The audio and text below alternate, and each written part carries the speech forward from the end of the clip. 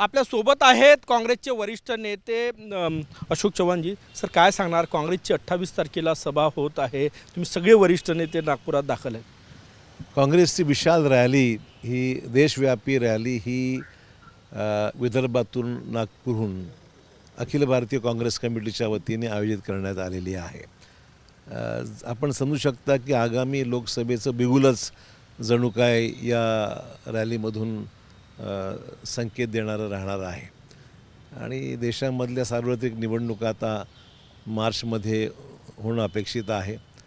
त्या अनुषंगाने सर्व देशातील प्रमुख काँग्रेसजन या विशाल रॅलीमध्ये सहभागी होऊन आपले विचार मांडतील।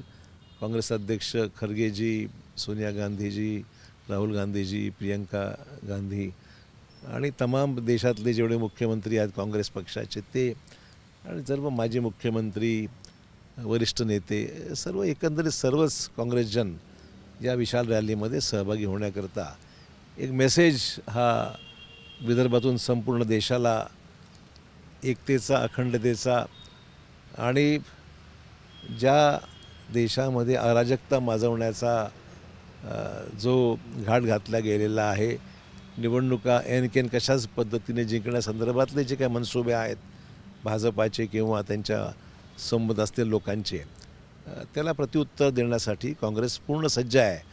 तयार आहे हम, ज्याला आपण स्लोगन दिलेलं आहे, अशाच पद्धतीने ही तयारी आता संपूर्ण देशभर सुरू आहे।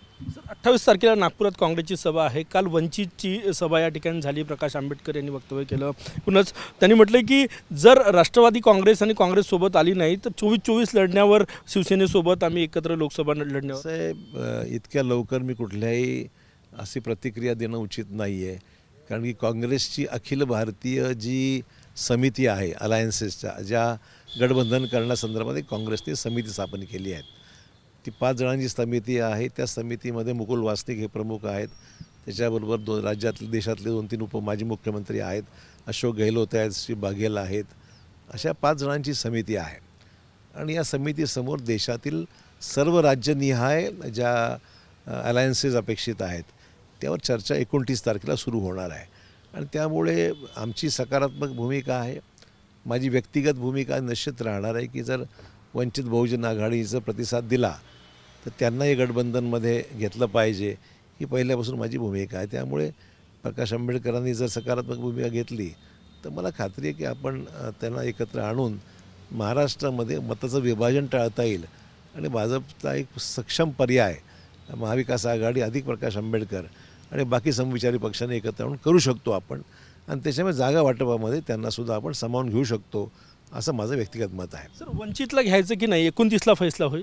29ला जागा वाटपासंदर्भामध्ये एक धोरण ब्रॉडली ठरेल आणि मग पक्षीय चर्चेला बसावंच लागेल ना। आधी एक काँग्रेसची अंतर्गत बैठक आहे, ती त्या दिवशी अंतिम होईल आणि त्यानंतर मग प्रत्येक पक्षाला चर्चेसाठी निमंत्रित करून त्यांच्याशी चर्चा करून मग पक्षनिहाय त्याचं अंतिम स्वरूप करता येईल।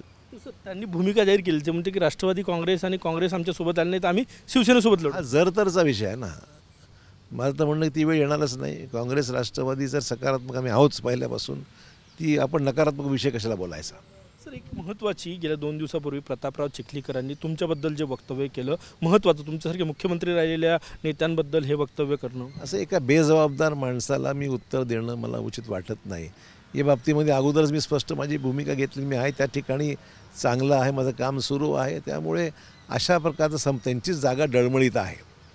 मुद्दा एवढाच आहे की त्यांचीच जागेचं जे काय आहे भाजपमध्ये सुद्धा ही जागा नांदेडची येणं शक्य नाही आहे, असं त्यांचा अंतर्गत अहवाल आहे। त्यामुळे आता काही ना काही संभ्रम निर्माण लोकांमध्ये करण्याकरता हा उद्योग त्या विद्यमान लोकांनी केलेला आहे, एवढंच आहे। त्याला महत्त्व मिळत नाही फारसं। चंद्रशेखर बावनकुळेंनी त्याला नकारलं नाही त्या वक्तव्याला। ठीक आहे, लोकांमध्ये जर जमत नसेल तर संभ्रम निर्माण करणं हा एवढाच विषय आहे। सीवोटरचा सर्वे आला, तुम्हाला अपडेट कळले असेल, महाविकास आघाडीला कुठेतरी किंचित जास्त मतं आहेत म्हणून हे चाललं आहे। हे जे काही चालू आहे बाहेर संभ्रम निर्माण करायचं, जे सर्वेज रिपोर्ट समोर येऊ लागलेले आहेत त्यामध्ये मार्ग कसा काढायचा, मग संभ्रम निर्माण करायचं। कॅमेरामॅन साईसह गजानन माटे, TV9 मराठी, नागपूर।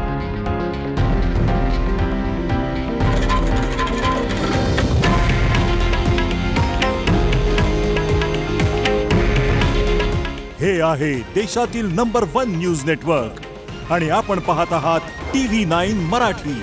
काळजी तुमची, हित महाराष्ट्राचं.